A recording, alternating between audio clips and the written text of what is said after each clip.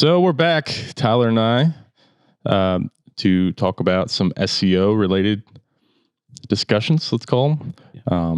Of course, this is Lead Lamp Media, and we're having another episode for you, podcast. So without further ado, Tyler, you're an SEO expert, obviously, and I'm a web developer with Lead Lamp.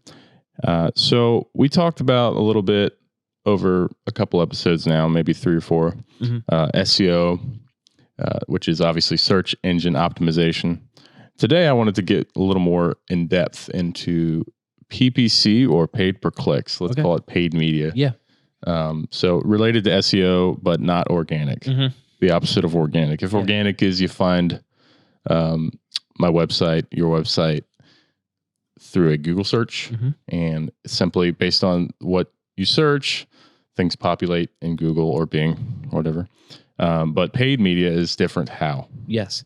So as you alluded to, search engine optimization or organic search is organic. You're not paying to show up in those search results. That's ideal because if you can find that sweet spot, like we've mentioned in previous SEO episodes, of high search volume, low competition, you can rank higher. However, there are options for paid media. So you are paying for that keyword or that click. There are a lot of options. Do want to make the differentiation that you can show up in a search, but it doesn't always guarantee the click. And again, that's a bidding strategy we can talk a little bit about later in regards to paid media. How are you paying for it? Are you just paying to show up in that search for impressions?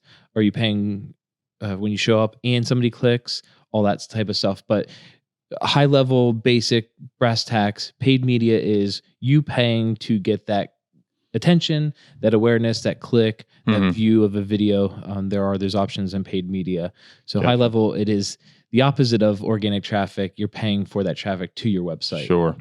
So if you have the budget, you can kind of get ahead of the line a little bit. Let's say like if you have a big competitor who, is ranking for the keyword you really need for your industry, and it's not to say that you can't rank for that as well. Above your competitor, even if it's a bigger one. But they have, let's say, a team on their staff that's able to manipulate the SEO results. They're able to put a lot of resources towards that. You may not have that level of reach that they do, the ability to rank the way they do. So having a budget, for paid media may be a way to cut the line, let's say, and get to the top of the results quickly. And something we've talked about in the past with SEO. SEO is a long game. So, and not to say that, it's a balance of it. Long game, long effort, long-term effort. You're in it for the marathon, not the sprint. Sometimes those paid media campaigns are those sprints. You have maybe a special promo going on, a sale, something you want to educate those people. That's where it's sometimes nice to throw that paid media spend in there, get additional attention and awareness. Probably around some of the keywords you're already targeting organically, but a way to put some paid media behind it, ensure that you're getting the attention and awareness of it, your customers. If it's on Google, the high intent search volume, or maybe it's just on social media, TikTok, Snapchat, Facebook, Instagram. People are scrolling. You're hoping while they're scrolling through and just consuming media, that you'll get their attention with either a cool graphic, video, and hopefully maybe say, hey, let me check that out, click through to your website. Or maybe even nowadays they have a lot of integration of buying stuff on the apps. So again, that's another good way to look at it too. Is e-commerce integration. Yeah, the paid media is nice supplemental to your SEO long marathon efforts. Paid media is just a nice supplemental thing. Sometimes correspondingly the whole time. Maybe you have ongoing campaigns, and certain campaigns are just pop up here and there, seasonal, depending on your business, your industry. But again, that's another good way to think of a paid media campaign. Kind of in conjunction or parallel to your SEO efforts. Would you say what would you say the biggest platforms are? You mentioned Google, Facebook. Is there any other? Yeah, great question. When you're looking for the most popular paid advertising platforms, it's going to be Google Ads. And integrated in that, as most people know, Google owns YouTube, excuse me. So Google and YouTube ads. So sometimes you'll see those hate them or love them. Most people would hate them. The 5-second pre-roll ads or in-stream ads. Some ads, there's even the option for the non-skippable ads. Those are one of my least favorites. When I'm just want to watch a YouTube video or something, and you can't skip ad. You can, in that option at the bottom there. So again, Google and YouTube ads, they're kind of integrated into the one platform. The second I would say is Facebook, Instagram, or in this case, Meta. Yep. Because they Facebook WhatsApp, and Instagram, Facebook, Instagram. Yeah. Am I missing anything? Not remiss to say that yes, WhatsApp as well. Which is bigger internationally. Yes, so exactly. And work that into your strategy. Yes. Strategy. And I personally haven't run a ton of the WhatsApp campaigns, but there are ways to integrate them for certain businesses, e-com, where you can send messages and create that experience. Yeah. But as you mentioned, WhatsApp is a lot bigger internationally as a messaging platform. It depends on if you're a local company, you wouldn't want to waste your money. Exactly. And then I would also add on top of that, if you were maybe an e-commerce brand, one of the top platforms, Amazon. I have ran campaigns in the past for that. Right. So if you're an e-commerce brand or you're selling stuff online, and you have Amazon as one of your sales channels, in addition to direct-to-consumer website, it is a nice way to potentially get the attention awareness of that. There's a lot of behind the scenes for Amazon. If you don't own the buy box, which is a whole nother topic for another day, it's a way to show up in the listings, because if you don't have the number one listings for a given product, a little behind the scenes on how Amazon works, let's just say they're selling a cell phone or a wallet. If you're not the lowest price or Amazon Prime or whatever, and you don't own that buy box, there's actually can be like 5 to 10 plus retailers that sell that specific SKU. But if you're not the one that shows up, that customer's not buying it from you. Now there's ways to click through and get there, but more often than not, people don't know how that works. So again, a lot of behind the scenes, and so high level Google, Facebook, Google Meta. Let's call it Meta because that's what it is. And then Amazon. If you're e-commerce, if you're not e-commerce, Google and Meta. Yes, really. If primer just to get started, those are the two to focus on. Yep. If you're just getting started, you're a small business and you want to get started, the 80-20 principle applies. Focus on Google ads and Meta ads, and you'll be taking care of a large majority of what you should focus on. Sounds good.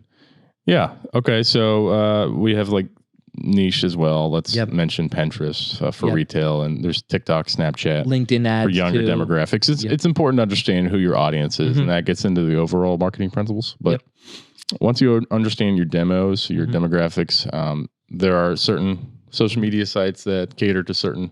I would say, Facebook is an older generational thing now. TikTok's younger. YouTube kind of covers both. So it's just important to know your demos. I would say. And again, I don't want to leave it out, but you did mention it there. If you were doing more B2B, not that you would neglect the Google or Meta ads, I would throw in the LinkedIn, because I have ran LinkedIn ads before, and it's a nice supplemental to just your strategy of posting about your company, whatever. But it is a good way to target people, because you have to also think how the platform operates. A lot of people are going on there with the intent to network and B2B and learn about other businesses and other opportunities to source, or maybe software as a service, So again, just as you mentioned, know your target audience, who you're trying to work for or, partner with. In these campaigns, and get their attention, because it is paid attention to drive traffic to your website. So yeah. Absolutely. So what are the types of campaigns that you can run with a pay-per-click ad, and what are their goals? So on Google Ads side, there's pretty much three main. There's search, display, and then YouTube ads. YouTube ads, you can argue, go into the display. Right. But again, search, at the end of the day, we've all seen them. You type in a search query and it shows up. It's just text. It'll give you that meta description of the website, depending on their headlines, the descriptions, what they're putting in there for those Google ads. And then ideally, you're clicking through that and going to their website. Right. But that would be a search. It's just text-based. Gotcha. Display is now incorporating graphics, images, more visually appealing. Gotcha. And as the Google Ad Network is out there. If you're a partner website, you can have that AdSense on there. So you can run ads. And then also now you're making money on your website showing ads for other people. And then next level. Yep, next tier. and it explains that. And then as we kind of touched on a little bit earlier, YouTube ads, if your business is running or creating YouTube video content, it's a good way to get the intention awareness if that ad makes sense for that. On the Facebook side or Meta side, there's a couple different options and it's similar and different. As much as they have search, display, and YouTube or video options, it's more of the high level campaigns. Not that Google doesn't offer it, but they kind of have it categorized a little bit different.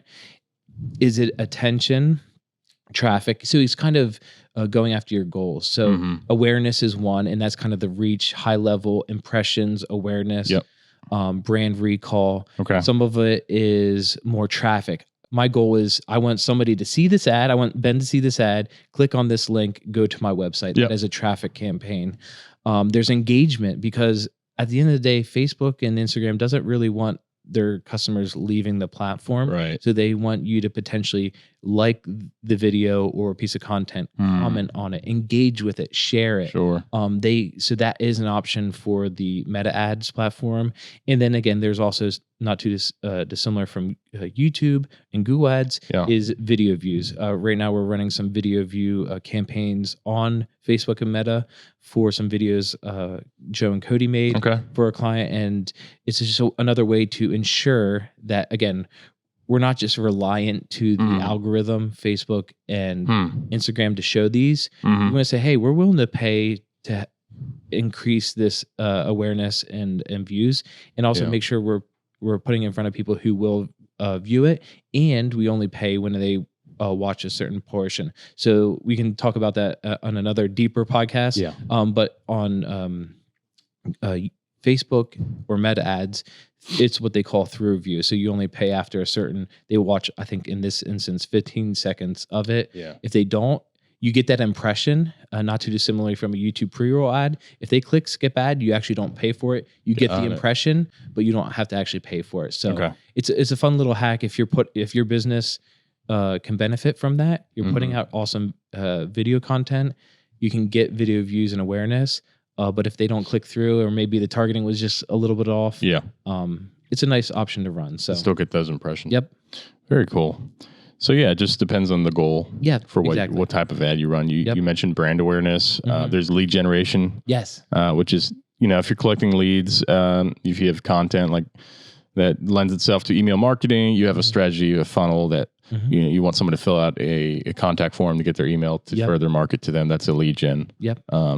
It's kind of a soft sell. You're not saying, hey, buy this product right this moment. You're saying, we're going to kind of give you something of value for free. And then over time, we're going to warm you up to the product that we're selling and make that money on you down the road. So it's a longer form strategy, but more effective, I think, for certain industries. You know, especially if it's an industry that costs more money. Let's say a product that is a harder thing to just sign up for immediately with a free trial could be a good example of this. Like, hey, sign up for a free trial. You got the link for that free trial. You get the free trial, then you're interested in the product. So that would be a good example of lead generation funnel. Obviously, a conversion focused campaign. I think you mentioned that. So driving sales or specific actions, and then I don't know if you mentioned yet retargeting. So what does that look like? Explain how that works. What does it look like to engage previous visitors? How do you do that technically from a high level? High level overview, because if you've never run these ads, retargeting can kind of get a little bit anxious ridden, because you're like, I'm just trying to run an ad, let alone retarget somebody. But just a high level basic overview of what retargeting is. Somebody has gone to your website and they haven't created the action. So for this example, not too dissimilar from what you were saying with a lead gen, maybe they went to the landing page that you're hoping to drive traffic to. They just didn't fill out the form. So there's interest there. We know there's interest. They clicked through the ad. They went to that landing page. They just didn't fill out the form. So if you have tracking code on your website, or Google Tag Manager or Facebook Right. Pixels, you can tell that they did or didn't create the action or complete the action in this case. So if we can filter out the people that did, maybe there's a thank you page after they fill out that lead form. Exclude those people that created that action, but then retarget the people who landed on but did not see the thank you page. That way you can say, hey, for some reason there was some interest, and we've all been there. Yeah. A great example of this too in paid media campaigns, you can set it up on the back end of e-commerce websites, is cart abandonment.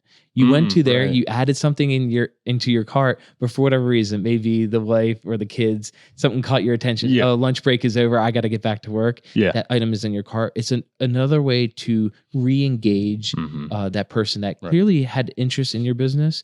But the retargeting is just having tracking code and a way to retarget them in your business in a paid media campaign.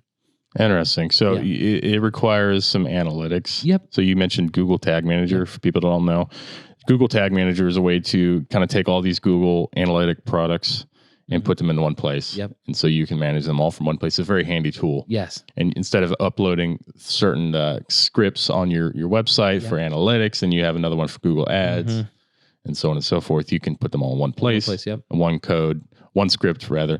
Put that one time, and from there create containers that you can manipulate for different purposes, like we're talking about. So that's interesting. I did not know that. So with Google Tag Manager, is it installing let's call it a cookie on their IP, attached to their IP? Like, how is it actually tracking whether or not they went to that page, came off? Just real quick. I know a lot of it are events or triggers on the back end. So you can set up an event and trigger, and it knows based off of those, you can say, I know what action I wanted that person to create, or the funnel. They got through maybe 3 steps of 4 steps of the funnel based that you on wanted that them code to take. That's following them, basically. Exactly. It sort of attaches an identification number to them. Exactly. All right. So let's say they're using some sort of VPN. That wouldn't work, correct? As far as I know, no, so but this is for people that are does kind of allowing tracking to happen. Okay. But we have seen instances. I won't say the specific person or webpage we were looking at before, but it was able to kind of index IP address. We end up learning for a website we were looking at that it did remember a previous interaction on that website. So all right. Okay, so that's pretty easy to Google and find out how to do. Yes, and if you need a little bit of help, because that obviously does get a little more technical with downloading Google Tag Manager, putting that on site. So you will need some web development help on that end. But once you've done that, let's assume most people have a business, which somebody at some point has already installed Google Analytics, which is a must-have if you're ever buying a new website, a redesign. If your web developer doesn't do that, then find another web developer. That's very important. So once they've done that, to get to that next step to retargeting, there does require a little bit of technical. In all this retargeting talk, it kind of ties into exactly what you said. The one huge aspect to tie in, and I'm glad you brought that up, is it's one thing to run a paid media campaign, but if you can't track the ROI, the ROAS, the return on ad spend, it's almost like putting cash in a barrel and burning it, just throwing it away. Because you need to be able to track the results. Did it work or did it not?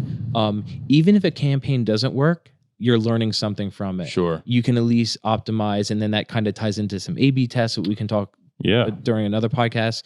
But again, whether it be Google Analytics, Google Tag Manager, you need a way to track those results. The good thing about Google Ads platform, Meta Ads, they do have KPIs and certain metrics that you can judge against, which is nice to help you track that. But additional layer, you have to take those with a grain of salt, because they kind of want you to continue to advertise. So not saying that they would lie on certain metrics, but again, just a way to hold them accountable is to have a couple different metrics to bounce across and make sure everything does account. So that is one huge thing I do want to stress is, on top of running these paid media campaigns, you need to make sure you have KPIs, key performance indicators. Key performance indicators ahead of the campaign, saying, hey, was this a successful campaign? Whether it be a cost per click, cost per lead. Yeah. If you're looking for those lead gen forms, as we were talking about, customer acquisition costs, all those. How does that work with cost per click? You mentioned that. Like, how do they decide what it costs to put an ad up? And you're saying per click. So are you telling me that you only pay 4 clicks in this scenario? Yes. So let's narrow it down to Google. Yeah. And do they all work that way? Yeah. So cost per click. If I click on an ad, I just charged. You correct me if I'm wrong. I just charged the company. However much money by clicking. Yeah. And but until then, just because I saw it didn't mean anything. It's just an impression until that point. Once I click, I've made that action. You're saying it now charges that company whatever that number was. Yeah. Pay per click or cost per click. You're paying for the click. So you could, and that's where you can learn and say, hey man, we're having a ton of impressions. People are seeing the ads. Our budget is leading us to be the top paid search result for this for whatever reason. And then that's where you can look at optimization. A/B testing is something in the headline, the description of that ad, not just getting people or enticing people. Maybe it's the targeting on that. Again, that's where you need to look at those metrics to see if that's an effective targeting or keyword that you're going after. If nobody's clicking, then there's a problem. Exactly. You need to know why. Yep, exactly. So that's where you need but you got to have analytics to even know that. Exactly. Yeah. So that's where it gets very important. You can't do any of what we're talking about without analytics. So if you don't have that set up, get that set up immediately. Okay, so setting a budget. You mentioned having a good budget, so that's going to rank you higher. Because let's say I'm spending $300 a month. Kind of walk me through what that looks like. What is the budgeting aspect of Google Ads? If I'm spending $300, my competitor is spending $300. How does Google decide who gets at the top? Because obviously there's only so many spots. For each search. So walk me through that briefly. So a high level overview, Google is more of the auction base. So again, exactly to your point, if your competitors out there willing to spend, let's just say 10x what you are, they're going to get that number one spot. And they might get those clicks, but again, it's not always guaranteed. So they'll at least show higher. And then you'll see some back end Google's very good at showing you recommendations of budgets. So you have a lower budget, they're actually saying, hey, we want to recommend you pay more, not only to show higher, but potentially get conversions. And then there's a ton down in the weeds I won't get into today that you can do for customer acquisition, cost per acquisition. So to stop you there, so you're saying that it's an auction, all right? So I'm just trying to figure this out from a layman's perspective, which is what I am. So like at an auction, so I'm buying a car at an auction. And I've actually worked for an auctioneer at one point in my life. So they're saying, all right, you want to pay $1,000, and then this guy bids it up to $1,200. Is it? And then you keep going until somebody bids a number that nobody else wants to match. Are you saying just having the budget itself, not necessarily spending that money outright? That's a good point. Is that the difference? Because from what I understand, again, from a layman's perspective, is you're only paying cost per click. You could set a budget for $1,000 for a search query. An ad spot for a search query. But if only 20 people click on it, you've only spent $20. Let's say if it's $1 per click. So even if you had $1,000, you won the auction. It doesn't mean you're going to spend $1,000. It just means that you could have 1,000 people. Let's say they're $1 per click. 1,000 people click that. It'll keep charging you for that amount of clicks. But it won't go past that. See, it will not charge you for $1,001. It may sometimes because it is fluctuating. I threw a lot at you, but explain that. No, it's fine. There are times where, and Google will tell you this, and Facebook at times too. Before we go too far into that, the one thing is, let's just say you're getting into advertising. They say the minimum ad budget you want to look at is about $5 a day, whether that be Google ads or Facebook ads. It's just a nice threshold. Hey, I'm a business. I'm looking to get started. Per query. Per query. In this case, just depending on the campaign, there's a bunch of different campaign types or whatever. Got it. $5 a day is just a nice, safe way to get your feet wet and get started. From there, as the algorithms go through, you'll get the optimization and see what works best for you. What do you have to compare to? What other businesses in your industry are paying or willing to pay more? That's where at least on the Google side, they'll give you those recommendations. Okay. Hey, Ben, for your business to show up, we recommend spending $50 a day. Okay. Oh, shoot, that's a substantial amount more. Right. And again, that is just saying you're willing to spend that much. But there are times, as I alluded to earlier, that Google might spend, let's just say your average daily budget is $15 a day. One day it might only spend $5 due to search volumes and queries during that. But then on the weekends, maybe that's when your customers are more active searching for your products or services. They're actually willing to go up to $20 a day. Okay. So on that average, you're spending $15 a day, but Google knows based off their algorithms, search volumes, all that stuff, they're willing to bid down maybe one day, $5. The other day, they're actually technically going $5 over your budget, but they know dollar cost averaging is about your $15 a day budget. So I see. But now are they going to go over your cap? Can you set a cap? Yes, you can have capped and all that stuff. And is that going to affect your ranking if somebody else doesn't set a cap? Yeah, I'm sure it is going to benefit the person who doesn't have that. All right. So, or if the cap's just simply higher, is it that easy to figure out? Just more money, more ranking? Yes. Okay. But it, just like a lot of things, is just like throwing a ton of money at it's not going to ensure. Sure, but from a standpoint of just being able to rank, let's say 1-to-1 keyword. Yep. Your competitors rank you for that. You're trying to rank for that. Who wins is all I'm trying to figure out here. Yep. So you're telling me more money equals better ranking in the pay-per-click scenario. Yes. That does not account for because it signals at Google you're willing to pay more money, and at the end of the day, they're a business. They want to make more money, so they're going to favor that. These are ads. These are not organic. Again. Exactly. And I will mention, years ago, this was the case, Facebook especially, but a lot of the social media companies started to derank or undervalue organic and push their pay-per-click in the algorithm. Yep. Just because a lot of them aren't making as much money as they once did, or, it's just not the business model. It does not lend itself to making money for free service. Right? So they have to kind of make that up somewhere. And they do that with data, obviously, but even now there's a big push towards privacy concerns. And I know Google next year will be disabling a lot of third-party cookie tracking softwares.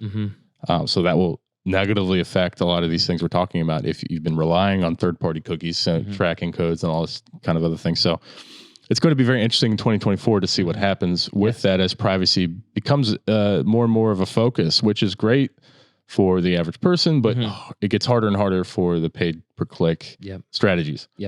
So maybe being more creative with those things. But I just wanted to mention that, organic is purposely being undervalued, let's call it.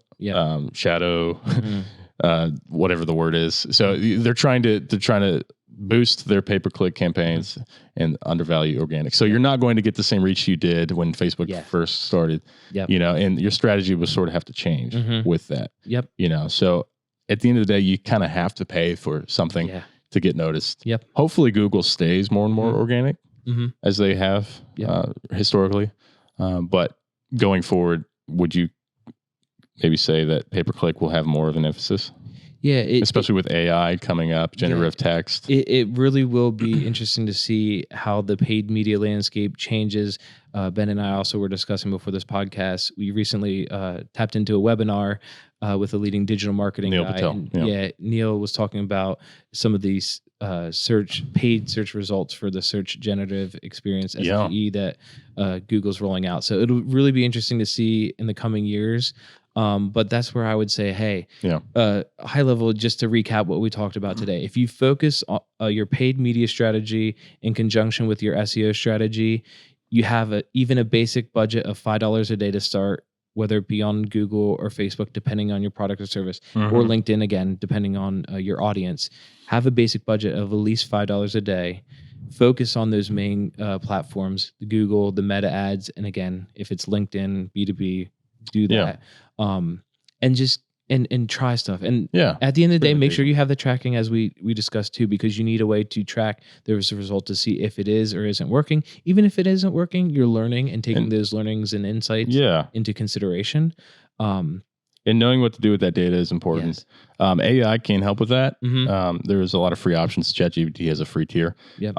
Plugging those numbers in and working with that data is an advantage we have now that we didn't used to. You'd have to hire an expert to know exactly what that data even means. Because having data is one thing, but being able to parse through that and define it is another. So using AI is a very helpful tool to even know what that means. Okay, so I have this many impressions, this many clicks.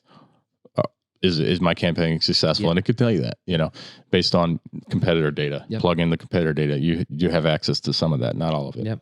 All right. Well, very good. This seems like a really good discussion, high level. I learned a lot. Would you consider best practice to hire an agency or DIY? Maybe it depends on your budget. Yeah. At the end of the day, if you have the time, energy, and resources, it's always good to try stuff yourself just to test the waters. If you don't have it, it's always better to trust a trusted professional.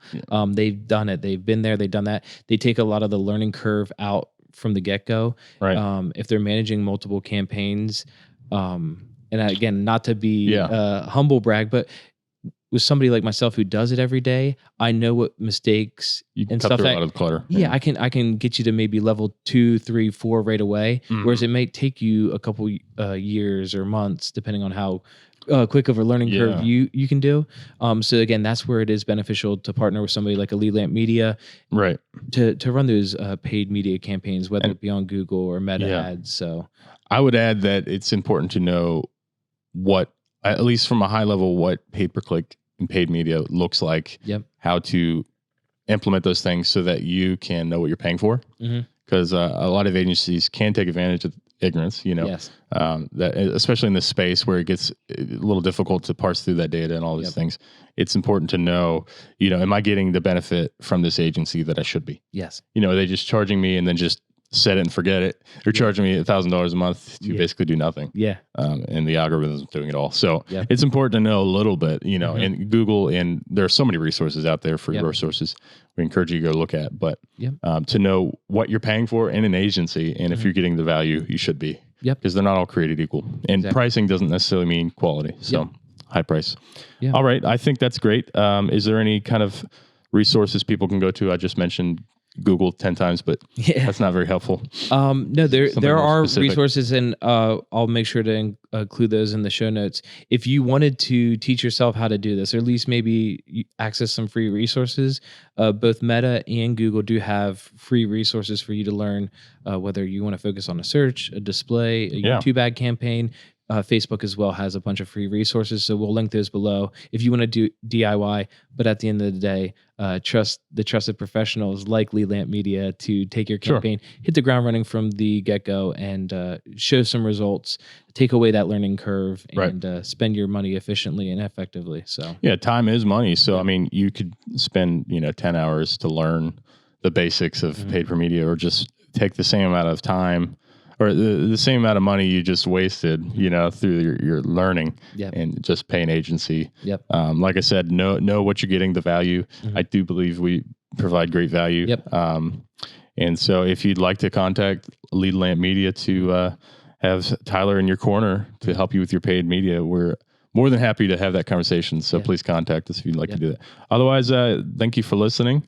It's been a great podcast. Appreciate you discussing this, and I'm sure we'll get more into the nitty gritty. There's a lot we covered, but in future podcasts, I would love to kind of dig into each one of these points, because I enjoyed learning about paid media. It's kind of an elusive topic. Something you hear all the time. You see the sponsored kind of posts come up everywhere, but you don't know how they got there. So it's really good to get the behind the scenes view of what that looks like. So if you haven't already, subscribe to the podcast wherever you listen, and we'll catch you next time. Lead Lamp Media. Thanks for checking it out.